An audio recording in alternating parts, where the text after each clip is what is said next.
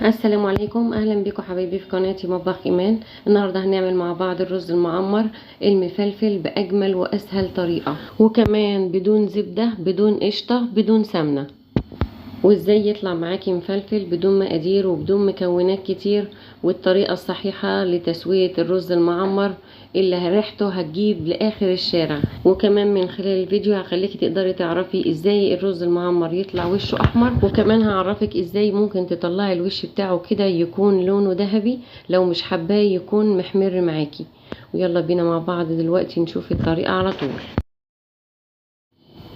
واول حاجه نسمي الله ونجيب كميه الرز اللي احنا هنعملها. بعد كده طبعا بتكوني منقياه في الاول.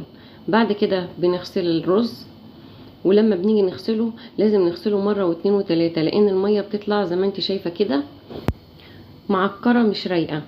فاحنا بنغسل الرز كده لحد ما تلاقي الميه بتاعته بقت نظيفه وبتشف الرز كده من تحتها، يعني تيجي تبصي من فوق الميه كده تلاقي الرز باين قدامك. في الوقت دون بنسيب الرز بقى ونحط عليه الميه ونسيبه منقوع كده حوالي 10 دقايق او ربع ساعه. وهنا نقعته في طبق عشان خاطر ينفع نقعه، لان طبعا الصفايه اللي بنغسل فيها الرز ما ينفعش للنقع، للغسيل بس.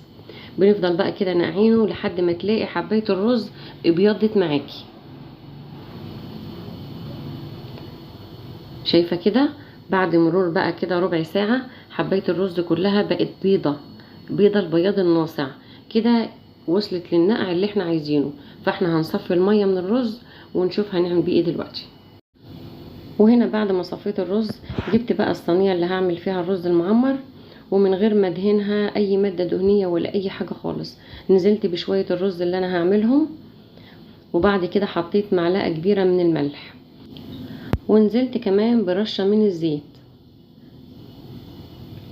بعد كده بنقلب بقى كل المكونات كده مع بعضها عشان الرز يتغلف معانا بالزيت، يعني كل حبايه رز تتغلف بالزيت، وفي نفس الوقت الملح هيكون اتوزع على الرز كله. بعد كده بننزل بالحليب، باللبن. مش شرط ان انت تكوني مسخناه، يعني ممكن تكوني جايباه ومش غالياه وتستخدميه في الرز المعمر عادي خالص، بيدي نتيجة ممتازة جدا. وبصوا بقى هنا حبايبي انا عملت ايه، قلبت الرز كده مع الحليب عشان اضمن ان يكون الملح داب معانا. بعد كده بخلي اللبن يدوبك يوصل لنهاية الرز، يعني ما يغطهوش. الكمية بقى اللي هنغطي بها الرز هتبقى كلها مية. كل ما بحط شوية مية كده بقلب اهو عشان خاطر اللبن والمية يختلطوا ببعض. طب احنا هنا بالنسبة للمية هنعرف المقدار قد ايه؟ هنعرف ازاي؟ المعلقة اللي موجودة معاكي بتحطيها كده على الرز، لازم الكف بتاعها يغطس كله، يغطس وهو مرتاح. في الوقت ده تعرفي ان المقدار كده مظبوط وتمام التمام. وفي الوقت ده بنكون مشغلين الفرن ومعليين من تحت ومن فوق، وبندخل الصينية زي ما انت شايفة قدامك كده، ومن تحت برضو بيبقى على اعلى حاجة. واول ما بياخد وش ويحمر معاكي بتهدي النار من فوق ومن تحت. ولو انت قلقانة انه يحمر من فوق اكتر او يتحرق، ممكن تغطي الوش كده هو باي صينية او غطا لحد ما يستوي معاكي. طب انت لما بتيجي تطلعيه هتعرفي ازاي ان هو استوى؟ لما تلاقي الاحراف بتاعه الرز من الجناب كده ادت معاكي لون اصفر، تعرفي ان هو كده اتشرب واستوى معاكي، فبالتالي بتقومي مطلعاه وهيطلع معاكي هتلاقيه مستوي وجميل وريحته حلوة ومفلفل زي ما انت شايفة قدامك كده. وشايفين كمان يا حبايبي مش واخد ارضية معانا ولا لازق ولا حاجة خالص، يعني الصينية مش هتغلبك في الغسيل بعد ما بتخلصي الرز. بس يا ريت يا حبايبي اللي لسه مكمل معانا لحد دلوقتي ما ينساش يدعمنا باللايك، وان شاء الله مكملين مع بعض، لسه المعلومات ما خلصتش. اما بالنسبه لصينيه الرز اللي هتكون واخده لون ذهبي، تعالوا نشوف مع بعض هنعملها ازاي.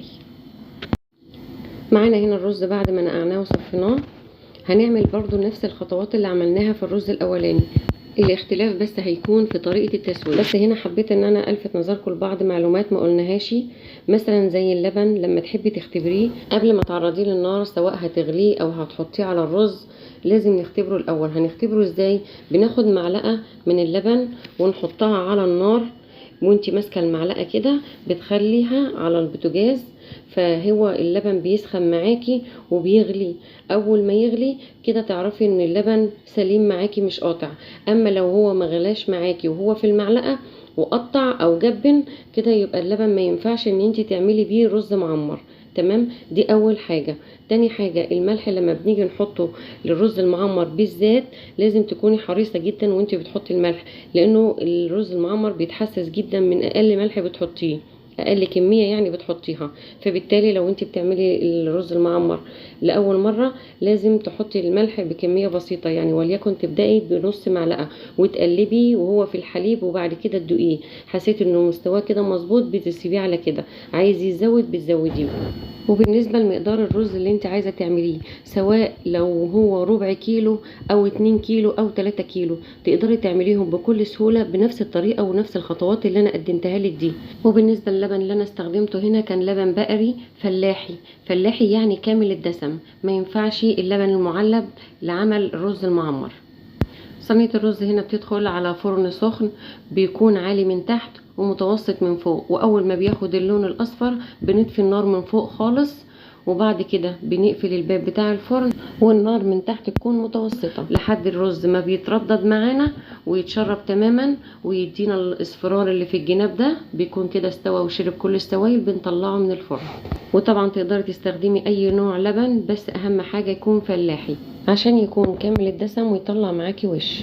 بس طبعا انت هنا وانت بتعملي الرز المعمر تقدري ان انت تضيفي السمنة او الزبدة او القشطة، دي كلها زيادات، بس انا حبيت اعمل معاكم الرز المعمر بطريقة بسيطة وغير مكلفة وتكون سهلة، عشان خاطر اي حد بيعمله لاول مرة ما يشوفش فيه اي تعقيدات او مثلا حاجات تكون مش متوفرة عنده، فبالتالي يقدر يعمل الرز المعمر بكل سهولة بدون اي تعقيدات، خاصة ان كل حاجة دلوقتي بقت غالية. وحابة اقول لكم يا حبايبي، في حالة لو انت مستعجلة على الرز المعمر وعايزة تعمليه بسرعة، لازم يكون اللبن والمية اللي انت هتستخدميهم يكونوا سخنين جدا. ولو حابين تشوفوا طريقة تانية للرز المعمر بيكون فيها الزبدة، انا هسيبها لكم في صندوق الوصف وفي شاشة النهاية.